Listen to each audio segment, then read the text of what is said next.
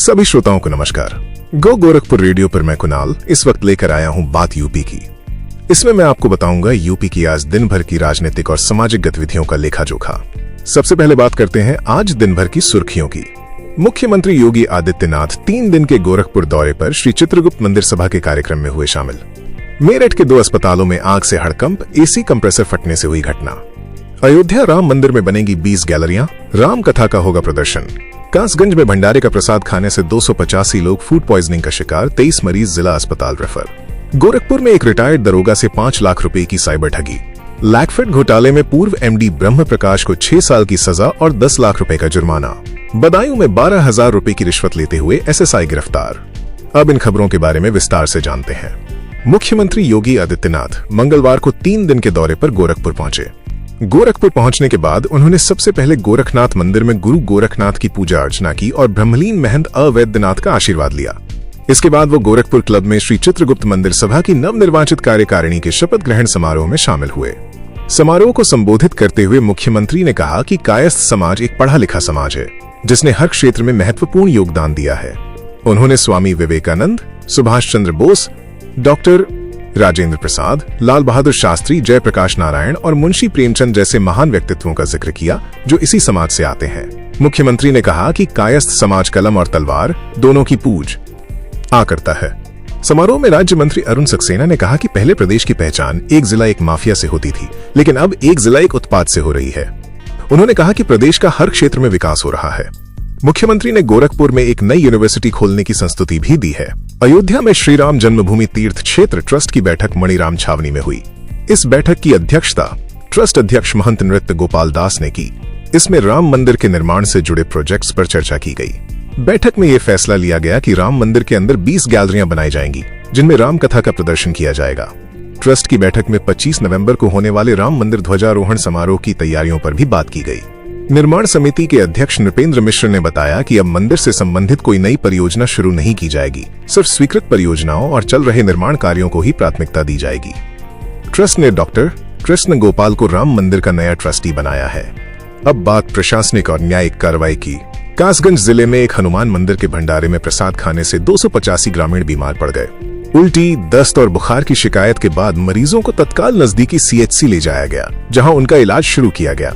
इन मरीजों में से 23 को गंभीर हालत में जिला अस्पताल रेफर किया गया। बताया जा रहा है कि बासी प्रसाद खाने की वजह से लोगों की हालत बिगड़ी। प्रवर्तन निदेशालय यानी ईडी की विशेष अदालत ने बहुचर्चित लैकफेड घोटाले में बड़ा फैसला सुनाया है। अदालत ने घोटाले के आरोपी और तत्कालीन प्रबंध निदेशक ब्रह्म प्रकाश को 6 साल की जेल और 10 लाख रुपए के जुर्माने की सजा सुनाई है। ब्रह्म प्रकाश के खिलाफ मनी लॉन्ड्रिंग का केस साल 2012 में दर्ज हुआ था।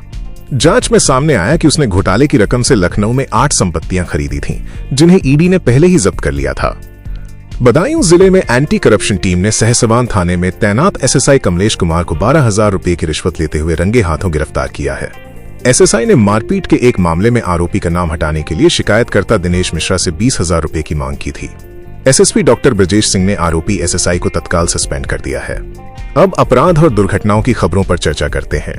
मेरठ में मंगलवार शाम 2 जगहों पर आग लगने से हड़कंप मच गया। जिला डिफरेंट अस्पताल में अचानक आग लग गई, जिसके बाद अस्पताल में धुआं फैल गया और भगदड़ मच गई। शुरुआती जांच में आग का कारण एसी कंप्रेसर बताया जा रहा है। हालांकि जल्द ही आग पर काबू पा लिया गया।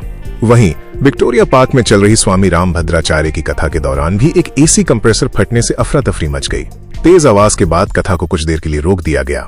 फायर ब्रिगेड ने आग बुझाने के यंत्रों से छिड़काव कर आग लगने से बचाया। लगभग 20 मिनट बाद कथा दोबारा शुरू हुई। कानपुर के चकेरी इलाके में 3 युवकों ने एक महिला को जबरन कार में बिठाकर दुष्कर्म का प्रयास किया। महिला ने विरोध किया और शोर मचाया, जिसके बाद आरोपियों ने उसे पीटा और रामादेवी चौराहे के पास फेंककर फरार हो गए। महिला ने थाने में शिकायत की, लेकिन पुलिस ने कोई कार्रवाई नहीं की। इसके बाद कोर्ट के आदेश पर आरोपियों के खिलाफ एफआईआर दर्ज की गई है।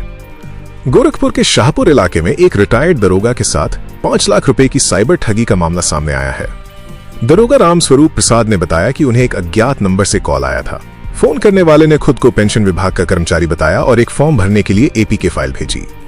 दरोगा ने फाइल में जानकारी भर दी, जिसके बाद उनके बैंक खाते से आरटीजीएस के माध्यम से 5 लाख रुपए निकाल लिए गए। साइबर अपराध थाने में मामला दर्ज कर जांच की जा रही है।